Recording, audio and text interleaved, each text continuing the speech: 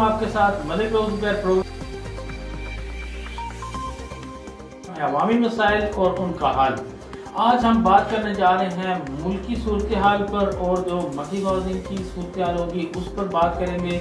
इस मौजूद पर बात करने के लिए मेरे साथ स्टूडियो में मौजूद हैं जनाब तारक महमूद साई साहब, साबिक MPA हैं और रहनुमा हैं PTI के। एक कदावर शख्सियत हैं और बड़ी अवामी शख्सियत हैं। हर वक्त जो है वो आम लोगों में जो है वो नज़र आते हैं। और उनके साथ तशरीफ़ रखते हैं एजाज़ अहमद जंजुआ साहब, जानी पहचानी शख्सियत है, मुझसे ज़्यादा आप जो है इनको जानते हैं। प्रोग्राम का बाकायदा आगाज़ करते हैं।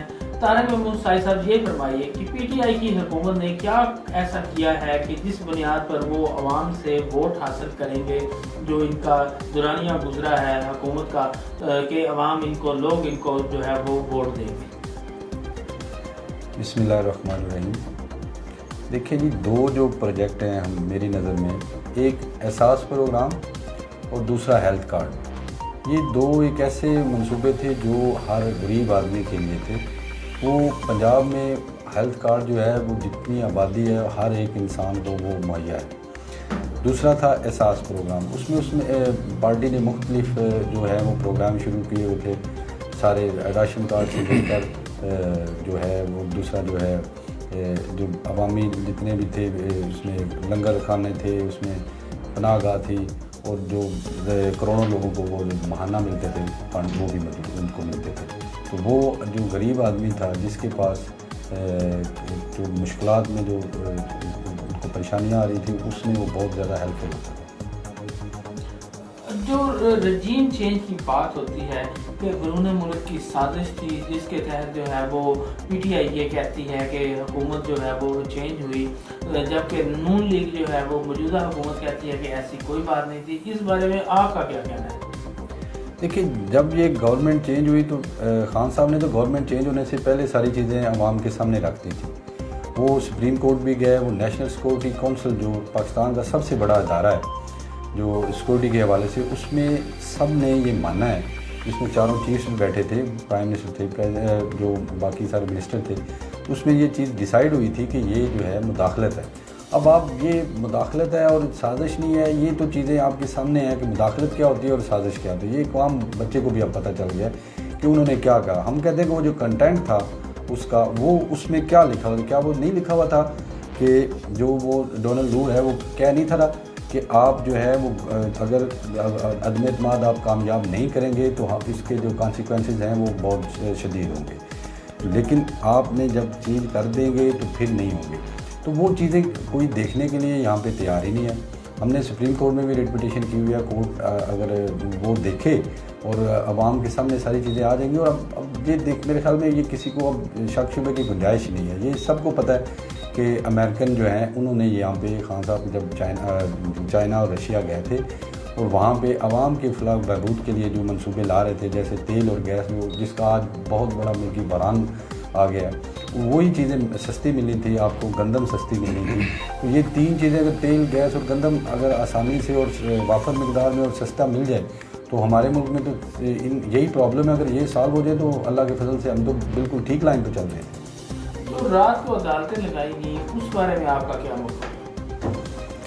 देखिए, अब ये कोर्ट ने जो भी डिसीजन लिया हमने उसको मान लिया। रात को लगे दिन में लगे, मैं तो इस हक़ में हूँ कि हर एक गरीब के लिए भी, अमीर के लिए ये नहीं देखना चाहिए कि अगर कोई मसला इस किस्म का बड़ा है कि जज साहब को रात को 2 बजे भी उठना पड़े, अगर कोई गरीब आदमी भी हो उसके मसले किसी बड़े मसले में अगर वो आया हुआ है तो वो कोर्ट जरूर करनी चाहिए। अच्छा, नून लीग की तरफ से एक बात ये कही जाती है कि अब जो है वो PTI या इमरान खान साहब मुतालबा कर रहे हैं इलेक्शन का, तो जब जो है वो ये हुकूमत में थे उस वक्त जो है इन्होंने इलेक्शन का ऐलान क्यों नहीं किया, इस तरफ क्यों नहीं किया? तो आपको क्या पता नहीं है कि खान साहब ने तो असेंबली तोड़ दी थी, ये लोग कोर्ट में गए। हम तो इलेक्शन में बिल्कुल रेडी थे, हम तो इलेक्शन में चले गए थे, हमने तो असेंबली जो है वो तोड़ दी थी और हमने तो इलेक्शन कॉल कर लिया था। जो मंडी मौजूद में कौन से ऐसे मनसूबाजात हैं जिन पर जो है वो PTI की लीडरशिप जो है वो आइंदा इलेक्शन में जो है वो लोगों से वोट हासिल करेगी? देखें जी, मंडी बहाउद्दीन में नहीं, पूरे पंजाब में मेगा प्रोजेक्ट जो हैं वो तीसरे और चौथे साल में जारी हैं। अगर हम मंडी बहाउद्दीन की बात करें तो यहाँ पे मिनी मोटरवे जो है मंडी बहाउद्दीन से सराय आलमगीर 2 रोया सड़क जो जा रही है वो 8 अरब रुपए का प्रोजेक्ट है। यहाँ पे दूसरा बड़ा प्रोजेक्ट है वो 5 अरब रुपए की यूनिवर्सिटी है, रसूल टेक्निकल यूनिवर्सिटी। तीसरा, हमने पूरे डिस्ट्रिक्ट में पीटीआई गवर्नमेंट ने हर जो अंदरून जो सड़कें थी, सारी सड़कें आपने देखा है कि जो उनकी हालत थी वो सब की सब जो है वो भी जो है बन रही हैं। तो वो पीटीआई ने तो 30 अरब रुपए का प्रोजेक्ट जो है वो लाए हैं और कारकर्दगी की बुनियाद पे ही इलेक्शन होगा। और इससे पहले तारीख में इतना ज़्यादा फ़ंड जो है आवाम के फलाह बहबूद के लिए नहीं आया। बड़े बड़े प्रोजेक्ट्स हैं सारे जो हैं इंशाल्लाह ताला वो अपने आखिरी जो है मराहल में। तो जी इजाज़त जंजूआ साहब ये फरमाइए कि टिकट जो है वो पीटीआई की जो लीडरशिप थी, इस बार इलेक्शन हुआ था, तारिक महमूद साहब को टिकट दिया गया, फिर दिया गया, ये सिलसिला चलता रहा, क्यों जो है वो इनको टिकट ना दी? बिस्मिल्लाहिर्रहमानिर्रहीम।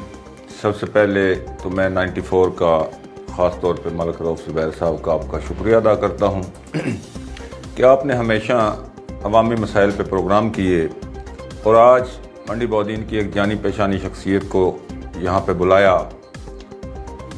तो जो सबका इलेक्शन था, मैं समझता हूँ कि उसमें कुछ वो किरदार थे जो इमरान खान के पीछे थे। अब आप उसको इस्टेब्लिशमेंट कह लें या खलाई मखलूक कह लें, कई नाम उसके सुनने में आए।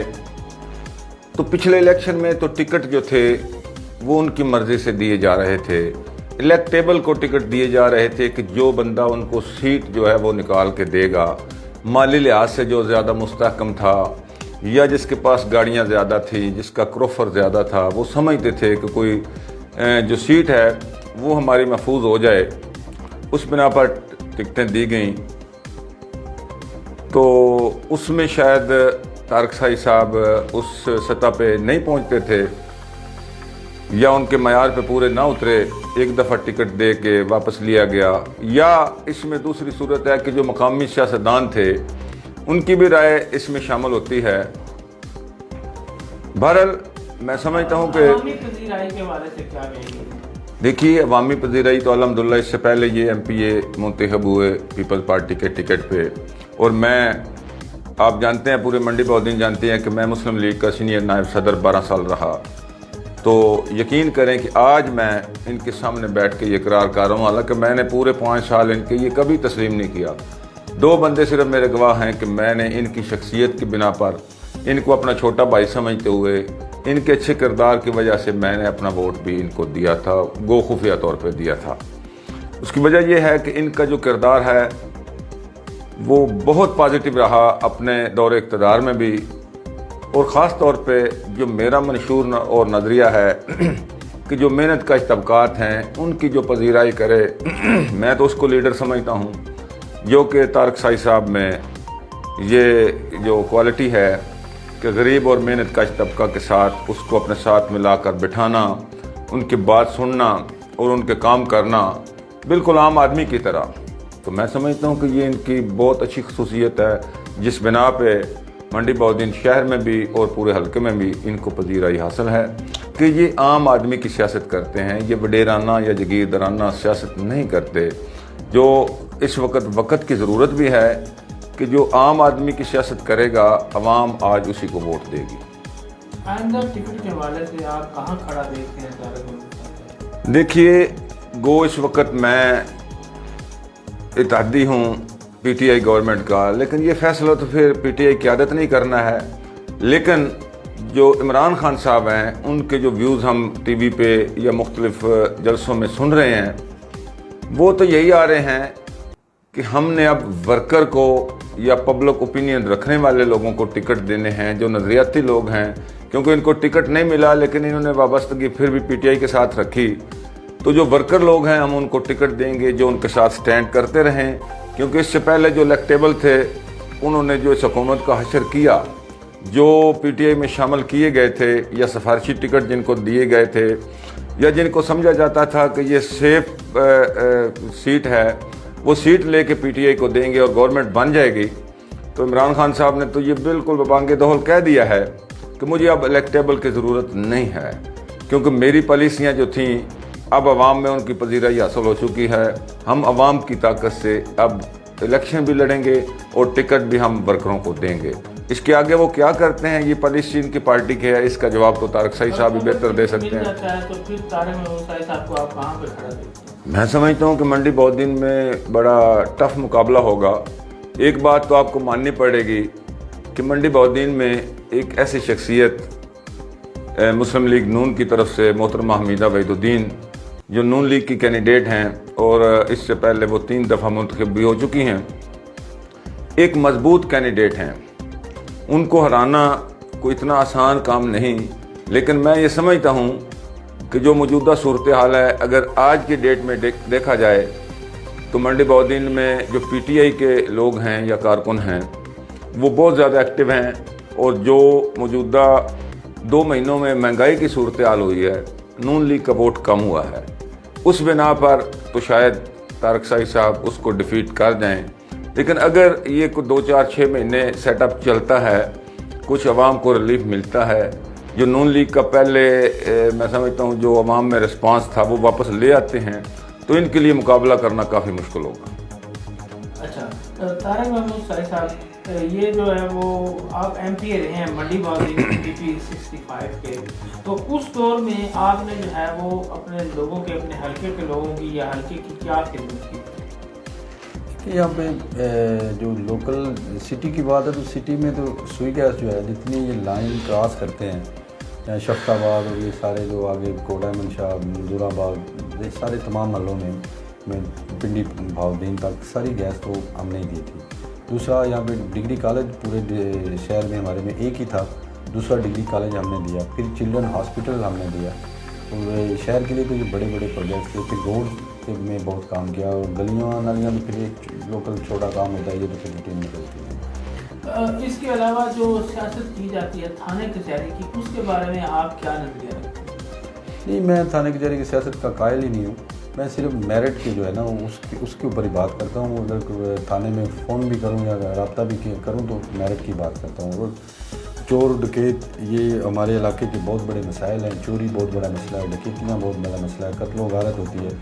तो इन मामलात में मैं जो है हमेशा जब भी बात हुई है तो मेरिट की बात है। जो मौजूदा हुकूमत है मुस्लिम लीग नून की, वो जो मनसूबाजात बताए जा रहे हैं, वो पहले PTI वाले कह रहे थे कि हम कर रहे हैं, अब नून लीग वाले कह रहे हैं कि ये हमारे मनसूबाजात हैं। तो एक इख्तलाफ बना हुआ है कि ये किसके मनसूबाजात हैं, इस बारे में आप क्या कहेंगे? ये ज़ुबैर भाई आपने बड़ी अच्छी बात की है, इस पर मैं बात भी करना चाहता हूँ, मैं पहले करता भी रहा हूँ। देखें, जब जो मेरे अपोनेंट कैंडिडेट हैं ये 15 साल से इक़्तिदार इस लिहाज से है कि पहले ये काफ लीग में थी तो उस टाइम भी CM इनका था, और फिर 8 से अभी तक 10 साल पिछले जो है वो शहबाज शरीफ की गवर्नमेंट हुई है। तो ये 15 साल से इक़्तिदार में है। कोई ऐसा मंसूबा जो अभी शुरू हुआ है ये आप बता सकते हैं कि इन्होंने किया? ये तो खंडराट बन गया PP 65 की जितनी तजलील इन्होंने वोट लेके की है, इतनी तो पहले तारीख में किसी ने मिसाल नहीं दी। आप जितने शहर के रोड आपको बाहर निकलते हैं, आप देखें कि क्या हालत थी 2018 में। अभी आप देखें कि शहर को जो एक साइड से आते हैं, अगर किंग रोड साइड से आएँ तो वो भी रोड बन रही है आपकी, थालिया रोड आपकी बन रही है, आपका वासु नाला जो रोड है वो आपकी कंप्लीट हुई है। फिर आप ओल्ड रसूल, न्यू रसूल रोड दोनों जो हैं वो बन रहे हैं आपके। कौन से जो रोड है शहर के जो नहीं बन रहे अभी सारे के सारे? ये तो आज से 6 माह पहले के इन पे काम जारी हैं, 7 माह किसी पे जारी हो रहा है, कोई साल पहले जारी हुआ है। तो सारे काम तो ये 1 साल पहले के।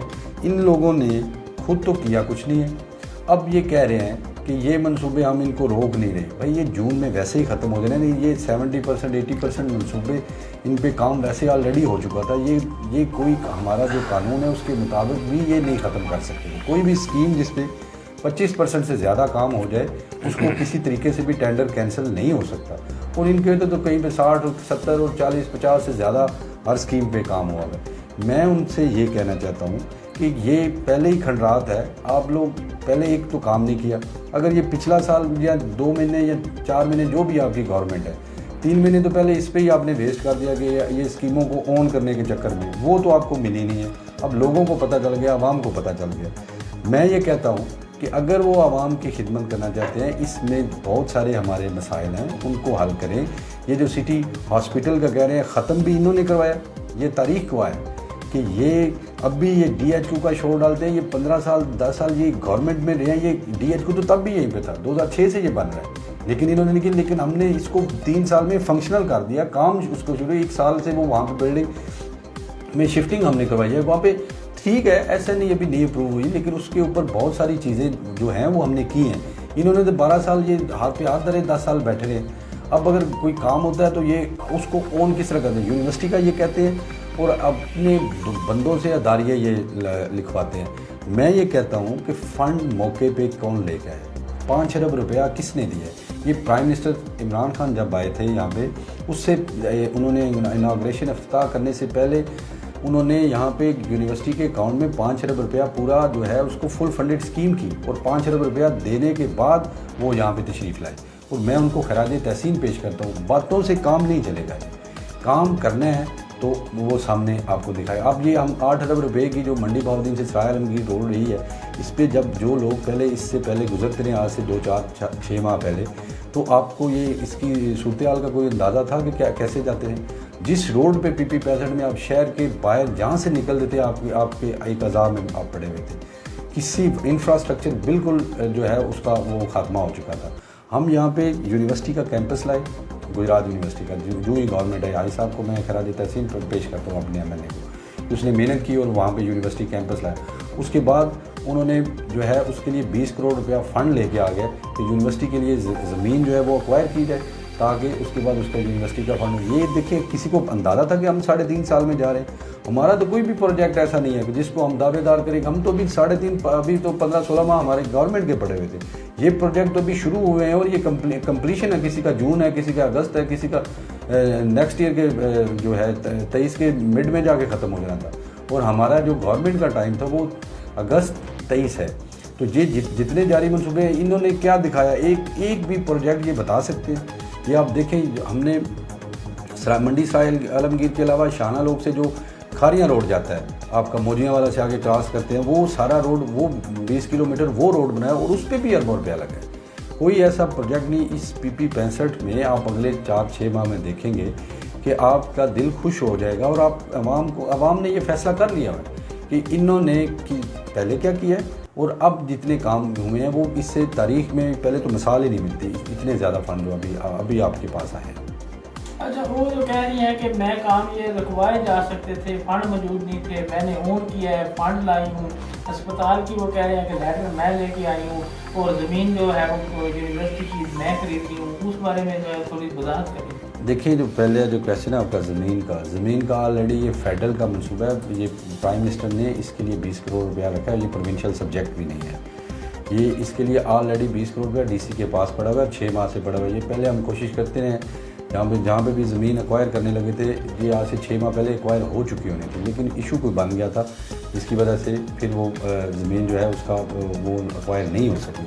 अब फिर हम एक साइट का नाम नहीं ले सकते, क्योंकि फिर इसमें फिर इशू बन जाता है, क्योंकि कोई बंदा भी यहाँ पे डिस्ट्रिक्ट में हमारे अपने इलाके की ज़मीन देने के लिए कोई बंदा तैयार ही नहीं है। तो वो उस पर पूरी पेपर वर्किंग थी, लेकिन आगे फिर ये हो गया। दूसरा, आपने जो कौन सी बात की, हॉस्पिटल देखें, मैं इस पे पहले बता चुका हूँ आपको। ये 2015 में जब ये DHQ वो वाला था, इसको तो इन्होंने ख़ुद ख़त्म किया। ये पेपर में असल में हकीकतन बात ये है कि ये जो तहसील, जब मंडी बहाउद्दीन डिस्ट्रिक्ट बना उस टाइम तहसील फालिया और तहसील मलकवाल थी, मंडी बहाउद्दीन तहसील थी नहीं। ये डिस्ट्रिक्ट बन गया, यहाँ पे डिस्ट्रिक्ट मंडी बहाउद्दीन बन गया। ये यहाँ पे जो हॉस्पिटल वर्क कर रहा था, ये RSC था, और इसको इन्होंने उस मैटरनिटी और जो है इसको RSC का दर्जा तो इन्होंने दिया। हमने तो प्राइम मिनिस्टर से और CM से रिक्वेस्ट करके फरवरी में जब वो यहाँ पे तशरीफ़ लाए, उस टाइम हमने इसकी सिटी हॉस्पिटल अप्रूवल दी है।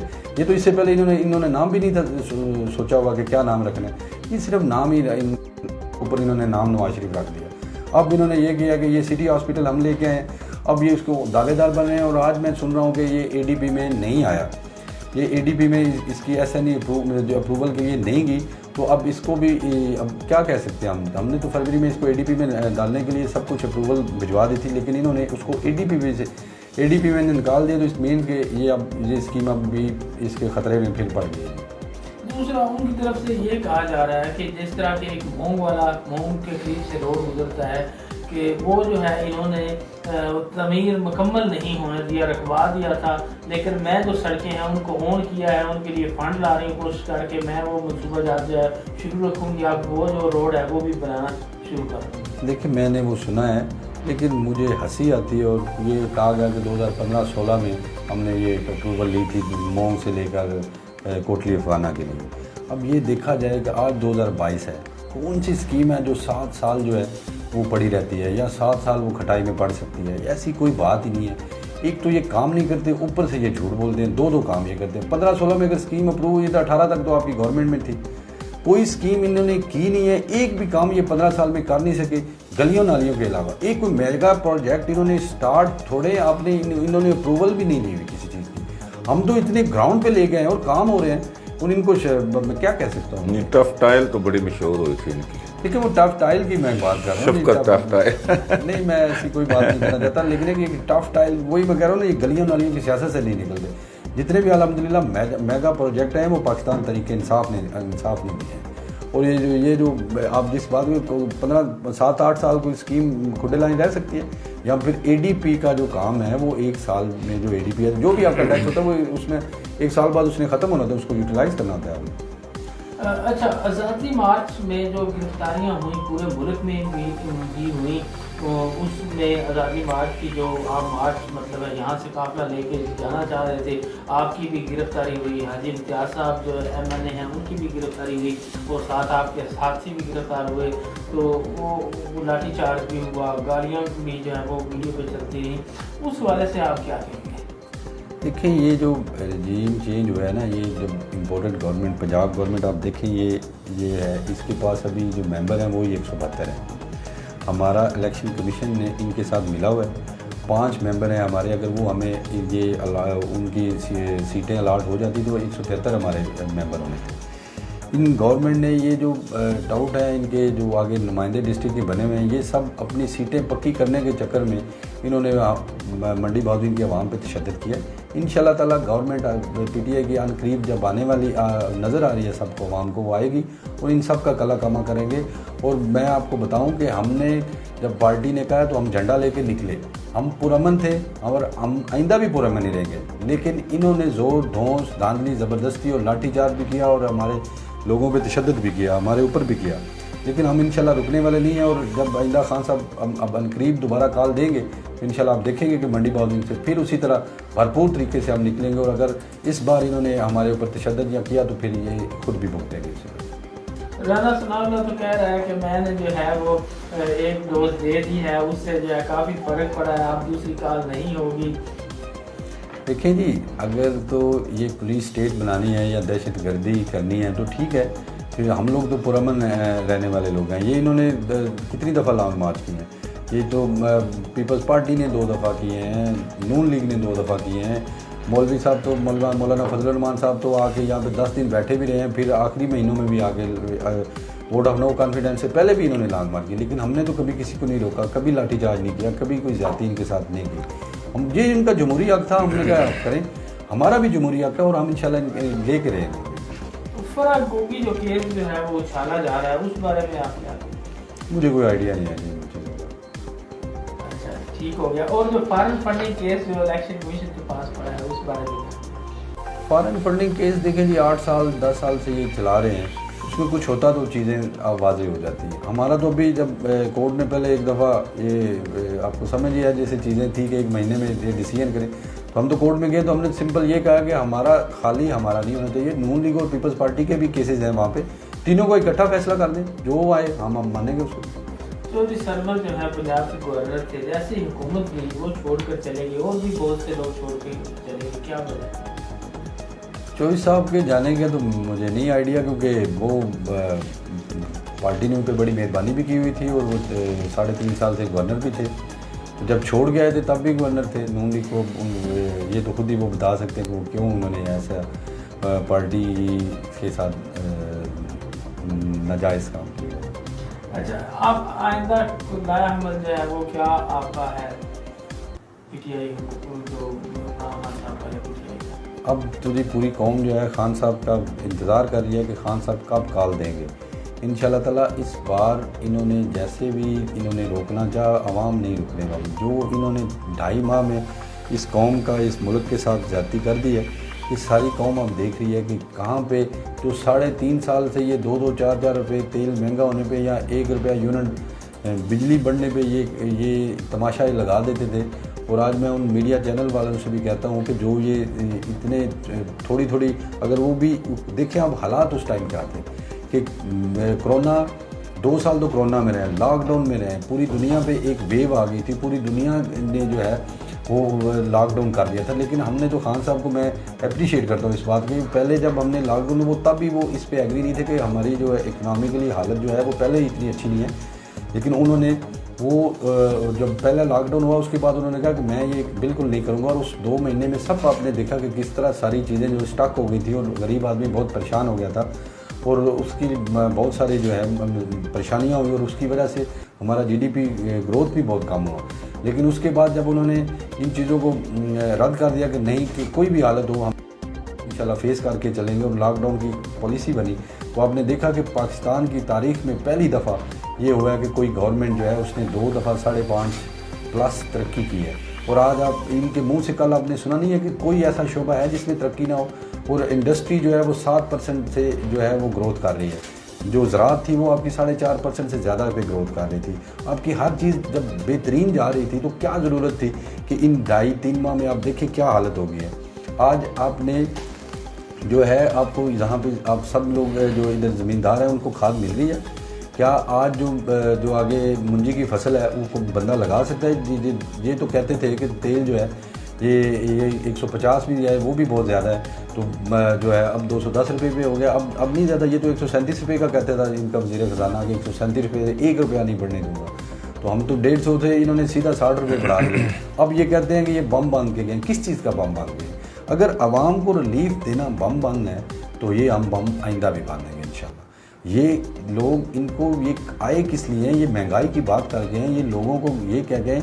मैं तो कहता हूँ कि ये पहली गवर्नमेंट है जिसको इन्होंने ड्रामेबाजी से ख़त्म किया। और रजीम चेंज जो है ये सारी अमेरिकन पॉलिसी के थ्रू हुई है। इन्होंने, खुदा का शुक्र है कि हमारे ऊपर हमारे प्राइम मिनिस्टर के ऊपर करप्शन का एलिगेशन नहीं लगा। और ये इतने शदीद मुखालिफ, पूरी अपोजिशन नहीं, जो हुकूमती इत्तेहादी थे उनको भी साथ लेके बैठ गए। जितनी डिस्ट्रिक्ट जो कौमी असम्बली में जिनके पास सीट्स थी वो सब के सब इकट्ठे होकर भी एक खान का मुकाबला कर रहे हैं और वो वहाँ पे भी घबराए हुए हैं। और ये सब ने मिल के जो मुल्क का तमाशा लगाया। आज आपके $7 अरब जो हैं एसेट कम हो गए हैं। जब 2018 की गवर्नमेंट थी उन्होंने क्या हमें दिया था? वहाँ पे उस टाइम तो $9 अरब से कम हमारे एसेट थे जो फॉरेन रिजर्व थे आपके पास। हम तो $22 अरब इनको मार्च में दिया। अगर कम आप हुए तो अब ये तो हिसाब इन्होंने देना है। हम यहाँ पे तेल आपको 150 रुपये के छोड़ के गए थे तो ये इन्होंने 210 पे कर दिया। बिजली हम 17 रुपये यूनिट पे छोड़ के गए थे, इन्होंने 25 रुपये कर दिए। गैस इन्होंने 45% बढ़ा दिए। जो सब्जियां थी, जो गोश्त की आप चिकन जो है उसका देखा कभी 600 रुपये रेट जो है वो पर केजी हो जाए। कि लोगों ने तमाशा बनाया, ये अपने फ़ायदे के लिए आए हुए हैं, ये आवाम के फ़ायदे के लिए आए नहीं थे। इन्होंने अपने केसेस ख़त्म करने देने, सब का मिल के एक ही एजेंडा था कि एक दयानतदार आदमी आ गया, अगर ये कौम के साथ इसने 1-2 साल और इसने मुल्क के लिए गुजार लिए या प्राइम मिनिस्टर रह गया तो फिर हमारी कभी बारी नहीं आई। यही वजह थी। इसी वजह से इन्होंने सब ने ये पूरी दुनिया आलमी साजिश हुई है। ये पाकिस्तान ये ऐसा मुल्क है कि ये इसमें वाहिद एटमी पावर है। ये हमारी कौम को जानना होगा। ये पूरी दुनिया के जितने साजिशी लोग हैं उनकी नज़र पाकिस्तान पे हर टाइम होती है। ये एक दयानतदार आदमी आ गया था, उनको पता चल गया था कि अगर ये 5 साल पूरे करेगा तो ये कौम जो है ये उठ खड़ी होगी और ये मुल्क बुरानों से निकल जाएगा। आज आपने ये देखा, ये कितनी चीज़ें कह रहे थे, GDP रेशो के हिसाब से जो आपका कर्जा है वो कम होना शुरू हो गया था। देखिए पहले हालात मुश्किल थे, लेकिन मुश्किल जैसे इन्होंने दिया, हमारा पाकिस्तान जैसे इन्होंने दिया, उस हालात में निकाल के आना और GDP कर्जे बढ़ने की बजाय कम होना शुरू हो जाए तो ये और तरक्की कैसे हो सकती थी, और मुल्क की खिदमत कैसे हो सकती थी, और बेहतरी कैसे लाते? 6% तरक्की आपके पिछले 15 साल में नहीं हुई। जो अब इस दफ़ा 6% हुई है, इससे पिछले दफ़ा 5.5% हुई है। और कैसे तरक्की हो सकती है? यही तरक्की, यही इकनॉमिक फिगर होते हैं और इसी को लोग जानते हैं। जी, इजाज़त साहब, PTI की जब हुकूमत गई थी, खासी तो छोड़ के गए ही, इनके अपने लोग भी छोड़ने चलेंगे, इस बारे में आप क्या? मैं ये समझता हूँ ख़ास तौर पे शेर शाह सूरी साहब ने एक बड़ा अच्छा जुमला कहा था। जब वो मरने लगे तो उन्होंने कहा कि मेरी दो ख्वाहिशें थीं, दोनों ही पूरी नहीं हो सकी और मैं दुनिया से जा रहा हूँ। एक ख्वाहिश थी कि मैं दिल्ली से लेकर खाना काबा तक सड़क बना जाऊँ कि हाजियों को जो काफ़िले जाते हैं उनको परेशानी ना हो, आराम से लोग सऊदी अरब तक चले जाएं। दूसरी ये ख्वाहिश थी कि जो पंजाब है, यहाँ पे रहने वाले जो लोग हैं, इनको या तो मैं कत्ल कर दूँ या इनको कहीं और आबाद कर दूँ, यहाँ पे कोई दूसरी कौम ला के उसको आबाद करूँ।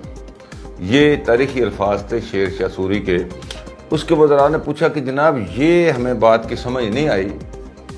तो उसने कहा कि ये जो पंजाब का खित्ता है ये हमेशा माकूम रहा कि जो भी हुक्मरान आया इन्होंने उसकी तायद की, आने वाले को वेलकम, जाने वाले को खुदा हाफिज। इनमें रेजिस्टेंस वाली बात नहीं है और ये बात इमरान खान को भी समझनी चाहिए। अभी आप देख लें, आज एक फ़ैसला हुआ दहशतगर्दी कोर्ट का, 17 जो आला ओहदेदारान हैं PTI के, उनके वारंट नाकाबिले ज़मानत वारंट गिरफ्तारी जारी हो गए हैं। और जो 25 जुलाई था, यकीन करें कि पूरी दुनिया दहल गई थी, इतनी पॉपुलैरिटी इमरान खान की कि शायद इनकलाब आ जाए। लेकिन पंजाब में कुछ भी नहीं हुआ, बंदे नहीं निकले। और ये बात बिल्कुल दुरुस्त है, जैसे साई साहब ने फरमाया कि जी हम पुरअमन हैं। पुरअमन लोगों को कभी हक नहीं मिला। जो आइन के तहत चलता है उसको घर में ही बैठना पड़ता है, उसको शिकस्त ही माननी पड़ती है।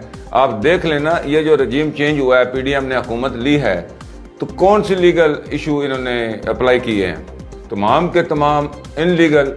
जो सिंध हाउस में हुआ वो आइन की खिलाफ वर्जी थी। आइन कहता है कि फ्लोर क्रॉसिंग जो है एक जुर्म है, लेकिन सरेआम हुई, कोई नहीं बोला। ये इदारे, हमारी अदालतें, हमारे अस्करी क़यादत, बाकी तमाम इदारे, को बोला आइन की खिलाफ वर्जी नहीं हो रही थी।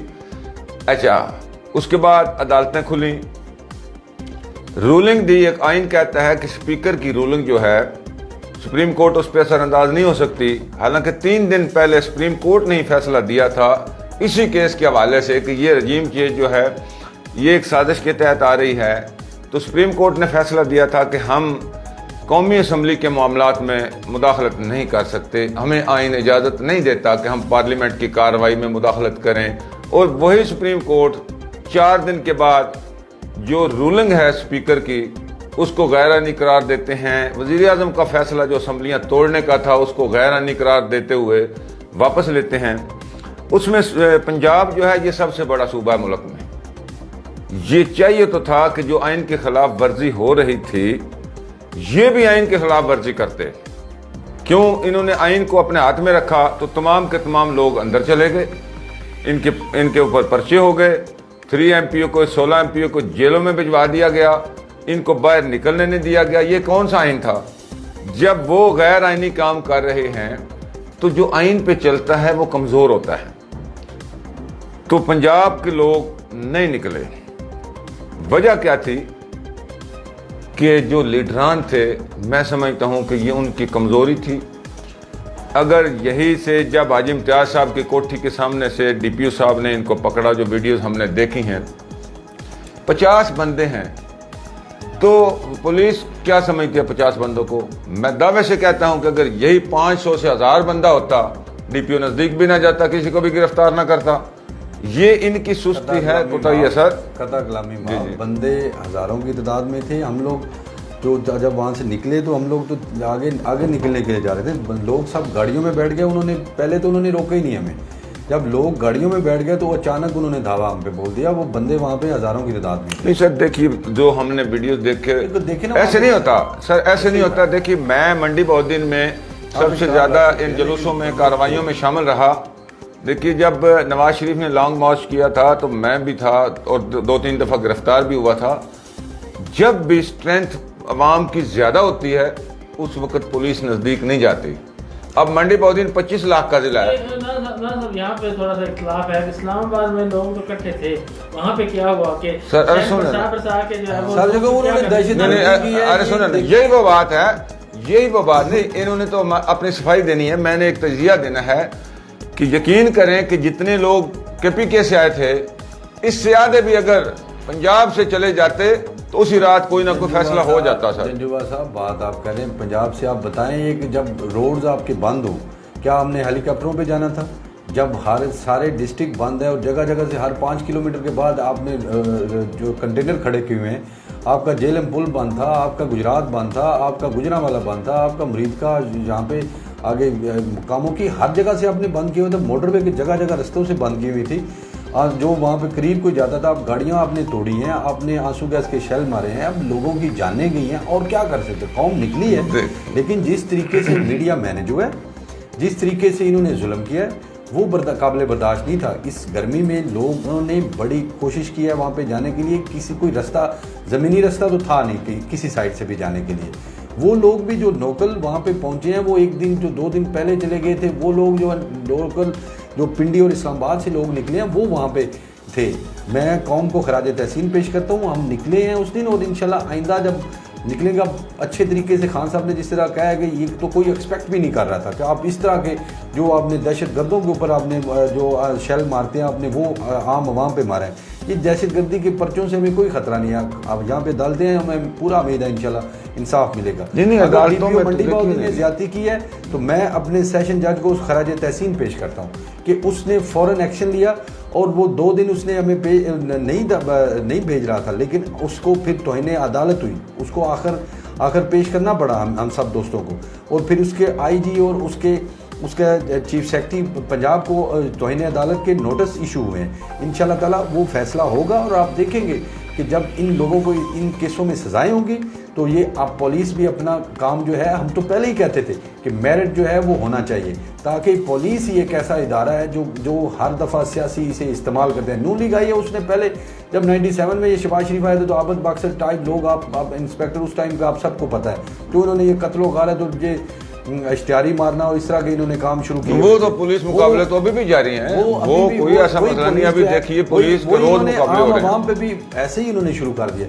लेकिन आप देखेंगे कि इंशाल्लाह आइंदा गवर्नमेंट आई, हम पंजाब गवर्नमेंट हमारी आएगी, आप देखेंगे कि इस पुलिस का जो है निज़ाम बिल्कुल दुरुस्त होगा, और ये चीज़ें बहुत अच्छी हैं। कौन आहिस्ता आहिस्ता इन चीज़ों को समझ रही है कि कौन ज्यादती कर रहा है, कौन जो है हक के साथ खड़ा है। आप देखेंगे इंशाल्लाह ये चीज़। नहीं सर, ऐसे नहीं सर, ऐसे बड़ी दुरुस्त कर रहे हैं। देखें IG से लेके एक जो कांस्टेबल है, वो सारी सियासी पोस्टिंग होती है, और हर हुकूमत जो भी आती है वो पुलिस को और तमाम अदारों को अपनी मंशा और मर्जी के मुताबिक जो है वो इस्तेमाल करते हैं। अदारों को आज़ाद होना चाहिए। जी बिल्कुल आज़ाद होना। और दूसरा जो है वो देखें, आपकी हुकूमत में भी इसी तरह जो है वो रोड्स बंद किए गए, कंटेनर रखे गए, वो जेल कौन से वाले नहीं, वो एक ही जब तरीके लबैक का था, कोर्ट ने वहाँ पे डिसीजन दे दिया था कि ये ना है। जब अदालत ने डिसीजन दिया तो हमें फिर मजबूरी में उनको रोकना पड़ा। नहीं चले, वो एक अलग मैटर है, वो नहीं, वो बाकी तो जितने नहीं जमहूरी जमातों ने जितना भी किया किसने नहीं रोका। बैठ के एक तय नहीं कर लेना चाहिए, जो है वो इंतकामी सियासत जो है वो खत्म होनी चाहिए। और अगर कोई इस तरह का देखिए ये नहीं मलिक साहब, ये नहीं हो जाना चाहिए। मलिक साहब आपकी बात बड़ी अच्छी है ये कहने के लिए, लेकिन आप देखें जिन्होंने ये 50 साल से मुल्क को लूट रहे हैं, वो तो शुक्र करेंगे कि वहाँ पे खान साहब उनके साथ बैठ जाएं। वो तो मिलते तरले कर रहे हैं। ये जो शहबाज शरीफ है, ये जब अब 2018 में आया था तो उस टाइम भी ये मिसाक क्या कह रहा था। इन्होंने पहले मिसाक जमहूरियत किया नहीं है 2007-8 में, तो उसका आपने नतीजा देख लिया। ये तो अब कहता है कि सब जरदारी साहब की तरह पॉलिसी है कि सब आएँ सब मिल के खाएँ। अपने ये पाकिस्तान इन्होंने एक जो है ना, जैसे वो फिल्मों में केक काटते हैं तो वो कहते हैं एक टुकड़ा आपका, एक टुकड़ा आपका, एक टुकड़ा आपका। इन्होंने तो वो पॉलिसी बना ली है कि नहीं देखिए, नहीं सर, आपका ये आपकी सारी बातें पता है, ये सारी की सारी सियासी बातें हैं। अभी तो इमरान खान साहब ने खुद ये कल इकरार किया है टीवी के कि मुझे वापस आने के लिए निकाला नहीं गया। आपकी गवर्नमेंट कैसे आ सकती है? गुजारिश है कि जिन लोगों ने नहीं कौम क्या करेगी? ये तो 75 साल से कौम ऐसे ही कर रही है, देख रही है। मार्शल भी इसने देख लिए, याह्या खान आ गया, अयूब खान आ गया, मुशर्रफ आ गया, ज़ियाउल हक आ गया। कौन बोला ये कौम तो डरती है, इसको तो रोटी के लाले पड़े हुए हैं और सियासतदानों ने इनको डाले हैं। असल मसला ये है कि कौम को लेकर चलने वाला कौन है, जब उसके पास विल पावर नहीं है। आप मकामी जो कहते हैं MNAs हैं, MPs हैं, वो जब नहीं निकल सके, वो पुलिस का मुकाबला नहीं कर सकते। पुलिस आइन के तहत आपके मातहत होती है, अवाम के मातहत है, अवाम के टैक्सों से उनको तनख्वाहें मिलती हैं। लेकिन अब मुझे मैं समझता हूँ बड़े मोहतात अंदाज में ये कहना पड़ता है कि यहाँ पे किसी सियासतदान की हुक्मरानी नहीं है, किसी इदारे की हुक्मरानी नहीं है, कुछ खास लोग हैं जो नजर नहीं आते, उनकी हुकूमत होती है, वो ही सारा कुछ मैनेज करते हैं। देखिए ये अब ये जो जजुआ साहब बात कर रहे हैं ना, 70 साल की ये बात कर रहे हैं, ये आप देखा है। अब जब पहली ये गवर्नमेंट थी, जब गई थी तो कौम किस तरह बाहर निकली थी। कौम ने लाखों की नहीं करोड़ों की तादाद में हर पूरे पाकिस्तान में लोग निकले थे। अब हमारे डिस्ट्रिक्ट में देखो हज़ारों की तादाद में यहाँ पे लोग निकले, हर डिस्ट्रिक्ट में ऐसे लोग निकले थे। कौम तैयार है इंशाल्लाह। आप देखेंगे जो भी हर्डल आएंगे, लेकिन हम अपने आइन और कानून की बात कर रहे हैं। किसी ने रोका तो फिर उस टाइम देखा जाएगा। ये रोक सकते नहीं है। ये सैलाब जो आ रहा है, ये इन लोगों की सोच है जैसे आ रहा है। और जो आप बात कर रहे हैं, हम निकले और क्या किया जाए। अब निकल के आपने जो रास्ते हैं वो इख्तियार करने हैं। अगर आपके ऊपर आंसू गैस शेल मारते हैं, आपको लाठी चार्ज करते हैं, तो हम गिरफ्तारियाँ देते नहीं हैं। हमसे गिरफ्तार उन्होंने किया तो हम आइंदा भी वैसा ही जुलूस लेके निकलेंगे इंशाल्लाह। ये गिरफ्तार अब इनको ये करेंगे नहीं, ये अब कर सकते नहीं है। हम कोर्टों में अदालतों में गए हुए हैं, इन्होंने अगर ऐसी हरकत की तो फिर हम भी जो है अपना जोर अदालतें तो आपके खिलाफ फैसले दे रही हैं। आप एक मिनट सर, एक मिनट, आज सुप्रीम कोर्ट में आपकी तरफ आऊंगा। अच्छा, नून लीग कह रही है कि खाद जो है वाफर मिकदार में मौजूद है और जो सरकारी रेट है उस पर जो है वो मुहैया की जा रही है, जबकि PTI वाले जो है वो सोशल मीडिया पे कह रहे हैं कि खाद जो है वो नहीं मिल रही है, ब्लैक में मिल रही है। आपकी हुकूमत में भी लोगों को खाद जो है वो नहीं मिल रही थी, ब्लैक में मिल रही थी, क्या कहेंगे? देखिए बात सुने, हम हमारे डिस्ट्रिक्ट में ना जो किसान की जो तंजीमें हैं वो माशाल्लाह बहुत एक्टिव हैं और मैं उनको खराज तहसीन भी पेश करता हूँ। वो पहले भी जब PTI में भी कोई ऐसा इशू था तो वो ज़रूर आवाज़ उठाते थे, आवाज़ उठाते रहे हैं और उठाते थे भी। अब भी आप देख लें कि जब अभी फसल का जो टाइम आया है तो अब कहाँ पे मिल रही है खाद, किसी को भी नहीं मिल रही और महंगे दामों। इन्होंने एक तो रेट कम किया, लेकिन उसको सब्सिडाइज तो किया नहीं। उनको या तो फैक्ट्रियों को वो पैसे देते, उन्होंने बगैर कुछ के प्राइम मिनिस्टर को पता ही नहीं चलता। कभी कहता है एक दिन छुट्टी है, फिर कह देता है छुट्टी नहीं है। इसी तरह जो उन्होंने पहले बजट से पहले जब तनख्वाहें बढ़ाई थी, फिर कह दिया नहीं बढ़ाई। तो इसी तरह इन्होंने ये खाद की कीमतें कम कर दी और बाद में अभी खाद मिलना ही बंद होगी। ये अब भी हमारे डिस्ट्रिक्ट में तो ये हालत है कि कोई ट्राला जो है 1-2 दिन में, ये दूसरे चौथे दिन में ये पकड़ के ले आते हैं और 2-2 खाद, वो जिस तरह वो पहले जो है ये खाद जो है 2-2 3-3 बोरी जो है एक बंदे को ID कार्ड पे मिल रही है और महंगे दामों मिल रही है। आज इन्होंने जो बजट में जिस तरह इन्होंने 2% से 10% इस पर टैक्स लगा दिया है, तो ये अभी तो आपको 1-2 दिन में पता चल जाएगा ना ये क्या इसकी सूरत हाल निकलती है जिस तरह का बजट इन्होंने। अच्छा, लोड शेडिंग जो है इस वक्त जो है दूसरे अल्लाह का तो पता नहीं, मंडी मौजूद में जो है वो अरूज पे पहुंची हुई है। कोई चंद ही घंटे बिजली आती है, बाकी जो है वो बंद रहती है। महंगी भी बहुत ज़्यादा हो गई है बिजली। तो नून लीग का ये कहना है कि ये PTI की हुकूमत जो है वो इस तरह करके गई है, बना के गई है माहौल कि फ्यूल वगैरह खरीदना था जिससे बिजली पैदा होती है वो नहीं खरीदा गया, ताकि उनको पता था हमारी हुकूमत चली जानी है, इसलिए बिजली का बहरान पैदा हुआ है। क्या कहेंगे इस पर? देखिए नहीं, ये अब आप जब गवर्नमेंट PTI की मौजूद थी, हम तो आखिरी टाइम तक फेस कर रहे थे कि हमें तो ये यकीन था कि वोट ऑफ नो कॉन्फिडेंस हम इनको जो है ये नहीं हो सकेगी, ये कामयाब नहीं हो सकेगी। हम तो आखिरी रात तक, आखिरी घंटे तक काम कर रहे थे। तो ये कैसे हो सकता है कि हम अपने लिए ये सारी चीज़ें कर लेते। आप देखिए अगर 3.5-4 साल में यहाँ पे लोड शेडिंग नहीं हुई और सब चीज़ें ठीक चल रही थी, आज अगर सनतें बंद हो गई हैं, अगर जो है आपकी बरामदात शानदार तरीके से चल रही थी और टेक्सटाइल में इतनी तरक्की कर रही थी जो पहले पाकिस्तान की तारीख में नहीं मिसाल मिलती, तो वो अगर अब बंद हो रही हैं तो ये इसकी कोई ख़ास वजह इनकी अपनी नाअहली है, इनकी अपनी कमज़ोरी है। ये इन्होंने डिसीजन टाइम पे नहीं किए, इन्होंने नहीं किए। जब ये खुद कोई काम नहीं करते, ये इन्होंने इल्ज़ाम लगा दिया। ये आज $30 जो है अब से बढ़ गया है, से 175 से अब जो अब आप देख रहे हैं कि 205-6 में भी नहीं मिल रहा, आज भी 203 रुपये पे हो गया है। तो ये क्या हमारी नाअहली थी?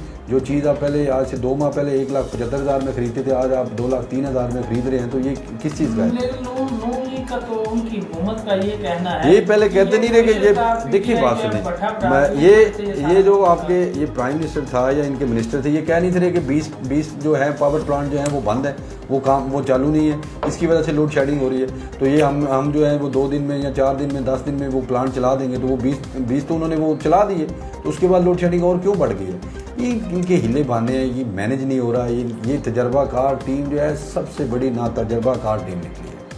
और महंगाई का भी यही कहा जा रहा है कि पीटीआई की हुकूमत जो है वो मुल्क का बेड़ा गर्क कर दिया, गठा बना दिया, इस वजह से महंगाई देखें जी, अपने जो है इनके जो आ जाए हैं 12.5 और 13% के दरमियान डबल डिजिट में, ये डबल डिजिट में जब भी होती है किसी भी मुल्क में वो महंगाई ही तस्वर की जाती है कि ज़्यादा हो गई है, लेकिन इनके अभी पिछले 2.5 माह में आपको पता है कि अंदाज़ा शॉकिंग ये है कि वो 24% पे चलेगी, डबल से ज़्यादा जो है 12.5 से डबल हो गई है महंगाई। ये आप देख रहे हैं जिस तरह इन्होंने सारी चीज़ें की। अब आप मार्केट के रहने वाले लोग हैं, आप भी सारे, आपके भी बच्चे हैं, आप किस तरह आपका गुजारा होगा? बिजली, गैस, तेल, हर चीज़ इन्होंने डबल कर दी है।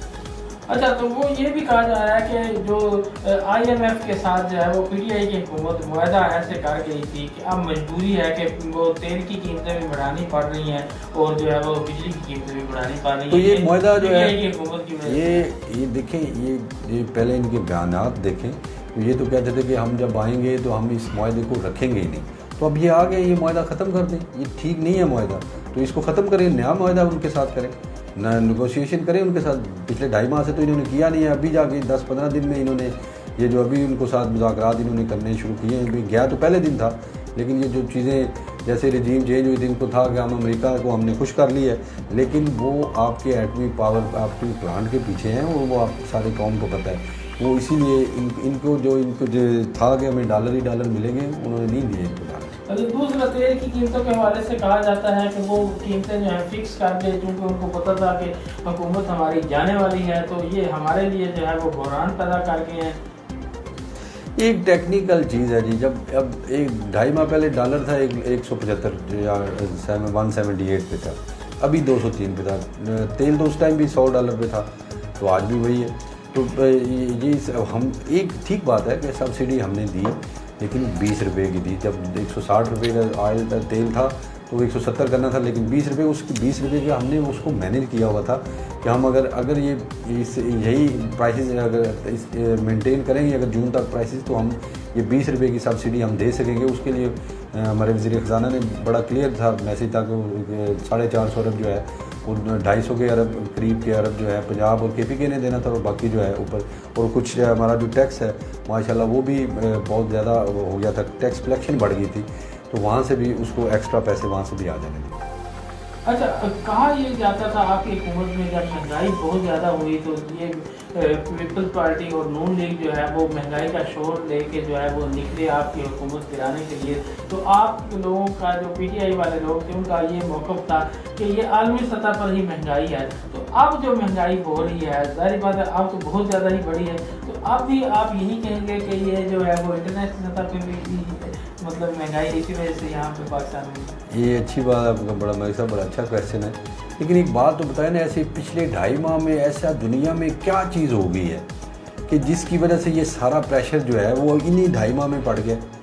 ये ऐसी क्या चीज़ हुई है जो 3.5 साल, अब तो आप लोग दुनिया जो है अब तो बेहतरी की तरफ आना शुरू हो गया। अब तो कोरोना के जो क्राइसिस से निकल के अब दुनिया तरक्की करने पे जा रही है, पाकिस्तान तरक्की कर रहा था, अब ऐसे 2.5 माह में ऐसी क्या चीज़ हो गई है जो मुख्तलिफ हो गई है जिसकी वजह से ये सारी चीज़ें ये एकदम हो गया? ये नायल लोग हैं, ये नायल टोला, ये 5, 7, 8 जमातें मिल गई हैं, कोई एक तरफ खींचता है, कोई एक, किसी का कोई मसाइल है, किसी का कोई मसला है। इनको ये तो कभी इसाक डार जो रहता है वो कुछ और कहना शुरू कर देते हैं, इनका वज़ीर ख़ज़ाना कुछ और कह देता है, 5-5, 6-6 लोग हैं एक मिनिस्ट्री में, समझ ही कोई नहीं आती ये कहाँ हाथ पे हाथ धरे। ये 2 महीने बैठे रहे जिसकी वजह से सारा प्रॉब्लम आया। पहले जो 10 दिन इन्होंने कैबिनेट नहीं बनी इनकी, उसके बाद ये 1 हफ़्ते के लिए लंदन चले गए मौज मस्ती करने, और वहाँ पे कायदे अवाम जो जिनको ये कहते हैं, जो सबसे बड़ा भगौड़ा है हमारा पाकिस्तान का, जो अभी तक उनका इलाज ट्रीटमेंट वहाँ पे नहीं हो रहा, वो वहाँ पे बैठे हैं, उनके पास ये सारी कैबिनेट लेके चले गए। तो ये सारी है ही इस किस्म की लोग हैं, ये बस लगे हुए अपने नाम इन्होंने ECL से निकलवाने थे, जो इनको अपने फ़ायदे के लिए चीज़ें थी वो इन्होंने सारी फ़ौरन कर ली, जो आवाम के लिए चीज़ें थी वो नहीं कर सके। अच्छा, फारिया रोड और रसूल रोड जो बनाया जा रहा है वो पहले से ऊंचा कर दिया गया, साइड वाली जो है वो इमारतें जो है वो नीचे रह गई, जिसमें जो है वो MNA साहब का भी हाउस जो है वो डेरा शामिल है, और जो फारिया रोड है वो बहुत ज़्यादा देर हो गया है उसकी तमीर में, इस बारे में क्या? देखिए, इसका टाइम भी जो है ना, लोग असल में हमारे समझ नहीं सक रहे। इसका टाइम था 8 माह, जब ये टेंडर हुआ था अगस्त सितंबर में, मेरे ख्याल में ये पिछले अगस्त सितंबर में हुआ था, तो इसका 8 माह था। ये जून में इसका टाइम था, जून तक। तो वो अभी जून का है, अभी आप देख रहे हैं कि एक रोज सारी जो है उस पर वो कारपेट हो गई है। कह रही है ना कि हम वो नहीं, वो कारपेट तो ये 10 फंड पहले नहीं थे, अब हम फंड जल्दी से मुकम्मल कर रहे हैं। भाई साहब, फंड मौजूद थे, लेकिन इस पर काम कितना होना था आप देखें ना, जितना काम हुआ है। सारी रोड जो है कंप्लीट 52 करोड़ रुपए का ये टेंडर था, और इस पर जितनी ये इसको सारी को जो अब नए रोड जो बनते हैं, जिसको अपने ये 2 है, ये भी एक छोटी मिनी मोटरवे है हमारे शहर के लिए, जब ये कंप्लीट होगी तो आप देखेंगे कि ये कितनी शानदार रोड है। जो आप कह रहे हैं असल में जो ये इंजीनियरिंग का इशू है, इसको मैं एड्रेस नहीं कर सकता, क्योंकि इंजीनियरिंग जो है वो डिपार्टमेंट वो ही उसने ही लेवल लेना होता है बेड का। उसने मेरे ख्याल से जो किंग रोड चौक से और ये फाटक जो है उसका लेवल लिया, और वो मेरे ख्याल उस वजह से। अच्छा, अस्पताल में आपके दौर में भी अदवायात बिल्कुल नहीं थी, एक सिरिंज तक भी जो है वो मुहैया नहीं थी, क्या वजह है? देखिए, हम उसी चीज़ों को आप समझ नहीं ना रहे कि ये जो हेल्थ कार्ड आया था ये किस लिए आया था। यही तो 10 लाख रुपए की हर बंदे को इंश्योरेंस में। अब कल मैं अभी इधर 1-2 बंदों की खैरियत दरियाफ्त करने के लिए शहर में था, तो वो बता रहे थे कि उन्होंने हेल्थ कार्ड पे कैसे कैसे जो है मुश्किल जो है ऑपरेशन थे, महंगे और लाखों वाले थे, वो किए।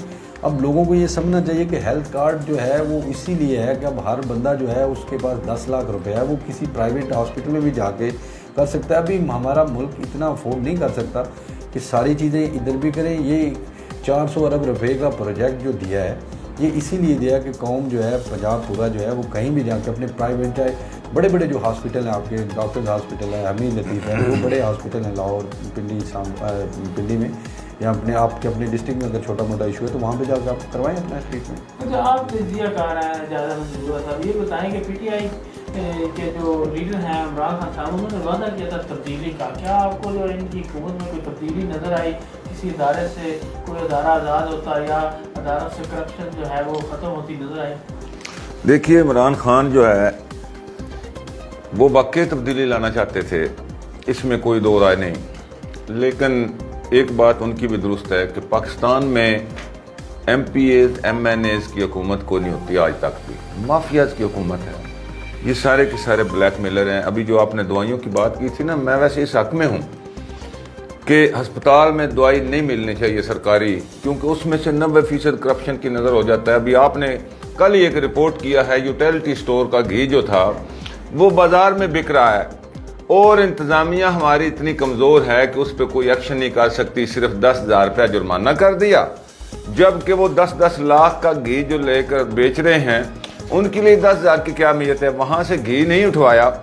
इसी तरह जो दवाइयाँ थी, कई बार हमारे छोटे छोटे रिपोर्टर, क्योंकि बड़े रिपोर्टर तो माल लेके खामोश हो जाते हैं, छोटे छोटे रिपोर्टर ये रिपोर्ट करते थे कि जी अस्पताल की दवाइयाँ जो है मार्केट में फ़रोख्त की जा रही हैं, कोई पुरसाने हाल नहीं है, करप्शन कर ली MS ने या डॉक्टर्स ने। जबकि इमरान खान का जो हेल्थ कार्ड है, मैं इसकी बड़ी ज़बरदस्त तायद करता हूँ कि हमारी जेब में 10 लाख रुपया है, हम प्राइवेट अस्पताल में भी जाते हैं, वहाँ पे अगर इलाज करवाते हैं, क्योंकि हमें एक तो जाके सिरिंज लाने की ज़रूरत नहीं पड़ेगी।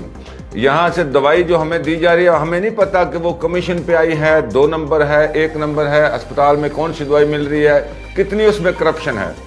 जबकि जो हॉस्पिटल होगा प्राइवेट, वहाँ पे हम उससे मैनेज कर सकते हैं कि हाँ जी ये तो दवाइयाँ इतने की आती हैं, आपने इतना बिल क्यों बना दिया है, क्योंकि हमारा 10 लाख रुपया है, हमने अपनी मर्जी से दवाई वहाँ पे ख़रीद लेनी है कि ये जो दवाई का बिल बना है जनाब, ये 2 नंबरी हमने नहीं होने देनी। अच्छा, ये तो बहरहाल मैं इस पर समझता हूँ कि इसको तरीके से ख़त्म होना चाहिए वक्ती तौर पर। जबकि हर आदमी की जेब में 10 लाख रुपया है तो उसको 200 रुपये की दवाई लेने की क्यों ज़रूरत है, वो क्यों फ़कीर बन के वहाँ से अपना सिरिंज ले या दवाइयाँ ले। बाकी रह जाती है PTI जो तब्दीली लाना चाहती थी, मैं नहीं समझता कि उसमें वो कामयाब हुए हैं। हाँ, उसके इनकलाबी इक़दामात वो भी सिर्फ़ और सिर्फ इमरान खान के। असल होती है जो टीम होती है उसके पास या तो अख्तियारात नहीं थे या दूसरे नंबर पे वो मैनेज नहीं कर सकते थे, क्योंकि माफियाज इतने ताकतवर थे कि वो जो हुक्मरान हैं, जो हमारे मिनिस्टर हैं, उनके वो कंट्रोल में नहीं आते थे। अभी मैं समझता हूँ कि इमरान खान की ये बात दुरुस्त है, और मैं भी इस पे बात करना चाहता हूँ कि पाकिस्तान जो हमारा मौजूदा आइन है, इसके तहत कभी भी तरक्की नहीं कर सकता। जो ये 73 का बड़ा मुकद्दस आइन, तो ये तो वो करके इसको हमने संभाल के रखा हुआ है, जिसमें सिर्फ और सिर्फ मफादात की गेम है। इस आइन के तहत तो हम 100 साल भी ऐसे ही गुलाम रहेंगे, गरीब रहेंगे। जो गरीब है वो मरता रहेगा, अमीर जो है वो अमीर तर होता रहेगा। असल बात यह है कि जब तक पाकिस्तान में इनकलाब नहीं आता, आप उसको वो क्या कहते हैं, पुरअमन इनकलाब कह लें, जो मर्जी कह लें, कि अगर अवाम अपने हकूक़ के लिए नहीं उठती, अवाम अपने हक के लिए बाहर नहीं निकलती, तो हमारा इसी तरह रहना होगा हमें, जब तक वो ताकतवर हल्के, वो माफियाज, वो ताकतवर लोग जो तजारत पे भी, हुकूमत पे भी, हर जगह पे मुसल्लत हैं, उनको अख्तियारात उनसे छीनने के लिए अवाम जब तक सामने नहीं आएगी, मैं नहीं समझता ये पाकिस्तान तरक्की कर जाएगा। और यही विजन था कायद-ए-आज़म मोहम्मद अली जिन्ना का, कि उन्होंने भी इनकलाब लेके आए तो पाकिस्तान मार्ज़ वजूद में आया। वो किस आइन के तहत आया था, उधर कौन सा आइन था? लेकिन आप देखिए कायद-ए-आज़म को दूसरे दिन ही एक ताकतवर शख्सियत, जिसको वो क्या ग्लेसी या क्या नाम था, ग्रेसी, जो हमारा आर्मी चीफ था, कायद-ए-आज़म ने सबसे पहला हुक्म दिया था कि आप कश्मीर के बॉर्डर पे फौज ले जाएं, तो उसने इनकार कर दिया। इंडिया वालों ने वहां पे आके कब्जा कर लिया। वो आज तक डिस्प्यूटेड मसला, बल्कि अभी तो वो काबज हो गए। ये कुछ ताकतवर लोग जो हैं, ये अगर आइन के तहत आ जाएंगे तो मैं समझता हूं कि मुल्क जो है उस दुनिया में सर्वाइव करेगा। एक हमारा ईमान जरूर है कि ये जो मुल्क बना है ना, जिस कलमे के नाम पे बना है, इंशाअल्लाह अज़ीज़ ये मद्दोजहद से गुजर के एक ना एक दिन इसने कामयाब होना है। ठीक है, इंशाल्लाह जरूर होगा। जी तारक महमूद साहब, अगर PP65 के लोगों ने दोबारा आपको MP बनाया, मौका दिया, तो क्या आप हल्के के लिए और PP65 के लोग के लिए करना चाहते हैं, क्या इरादा रखते हैं? मैं जी देखिए, मैं अपने शहर को सबसे पहले ना इसको खूबसूरत बनाना चाहता हूँ। ये हमारा शहर जो है, ये बहुत ही ज़बरदस्त तरीके से ये शहर बना हुआ है। ये देखिए आपके इनके सारे रोड बड़े खुले खुले, सारी चीज़ें। मैं इसको एक स्ट्रीम लाइन में लाना चाहता हूँ। मैं इसका ट्रैफिक का निज़ाम ठीक करना चाहता हूँ। मैं ये इनके जो जहाँ पे जो इंक्रोचमेंट है उसको ठीक, मतलब ये नहीं कि मैं किसी को यहाँ पे किसी के साथ नुकसान किसी का करूँगा, या मैं इन चीज़ों को एड्रेस सही करूँगा ताकि चीज़ें तो सारी एक लाइन में आएँ और सब लोग एक जो है, जिस तरह पूरी दुनिया में अब लोग इसकी सफाई जो है उसकी बहुत ज़रूरत है। हमारी पूरी दुनिया में अब सफाई तो वैसे भी अल्लाह का हुक्म है कि निसफ़ ईमान है, तो मैं इन चीज़ों का ख्याल, अच्छे पार्क होने चाहिए। अब मैं सच्ची बात है कि अगर मुझे मौका मिले तो इंशाल्लाह तब्दीली देखेंगे हम शहर को। मैं इंशाल्लाह ताला इसको खूबसूरत तरीन शहर जो है ना हम करेंगे। तो एक लोकल महाजर का कार्ड जो है वो 65 में बड़ी अहमियत का अमल होता है, इस्तेमाल किया जाता है, उस हवाले से क्या आपकी राय है, क्या कहेंगे? मेरे ख्याल से अब चीज़ें ये इन चीज़ों से कौम बाहर निकल आई है। वो अब इस तरह के कोई इशू मुझे कभी ये बना भी नहीं है। मुझे मेहरबानी इन्होंने किया, जब इलेक्शन जीता था तो मैं शहर में मेरे वोट जो हैं, जो मेरी अपोनेंट कैंडिडेट थी उससे ज़्यादा थे शहर से, वो मुझे वो कभी इशू नहीं है। मैं क्योंकि मैं हुई हूँ एक मेरे लिए सब बराबर हैं।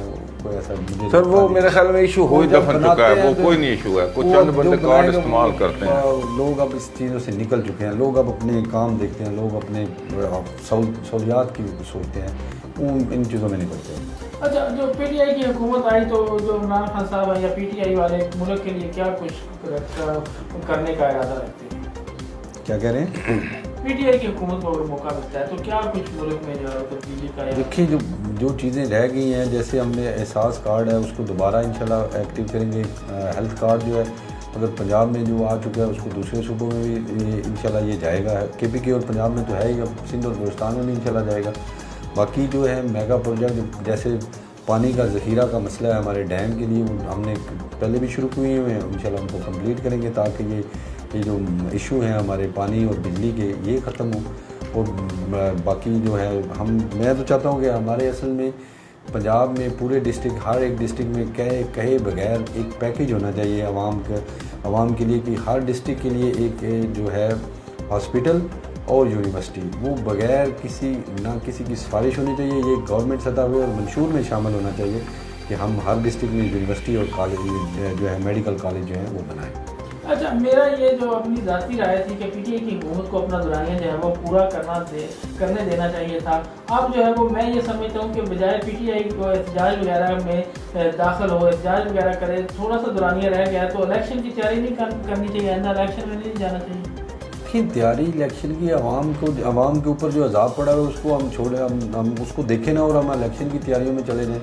हम इंशाल्लाह ताला ये रिजीम चेंज जो इन्होंने किया है, ये इम्पोर्टेड गवर्नमेंट है, ये नहीं रहेगी, ये अवाम इनको रहने ही नहीं देगी। ये देखे तो सही इन्होंने क्या कर दिया इस 2.5 माह में, इस पाकिस्तान का किस तरह की इनको हालत इन्होंने कर दी है, जिस तरह महंगाई लेके आए हैं, क्या चीज़ इन्होंने की है। ये अपने ये इसने 5-6 विज़िट कर दिए हैं। आप इनके जो पीपल्स पार्टी के सरबराह हैं बिलावल साहब, उनको आप देख लें कि उन्होंने पिछले 15-20 पूरी दुनिया का टूर जो है वो काटा हुआ है। तो ऐसे थे कि जैसे शुक्र किया गवर्नमेंट आई और अपनी याशियों में चले गए सारे लोग। अच्छा नाज़रीन, मैं वक्त की किल्लत की वजह से जो है वो आपके जो जितने भी कमेंट्स हैं वो देख रहा हूँ, लेकिन शामिल नहीं कर पाया। लेकिन मैंने कोशिश की है कि आपके जितने भी सवालात थे वो सारे तकरीबन शामिल कर दिए हैं।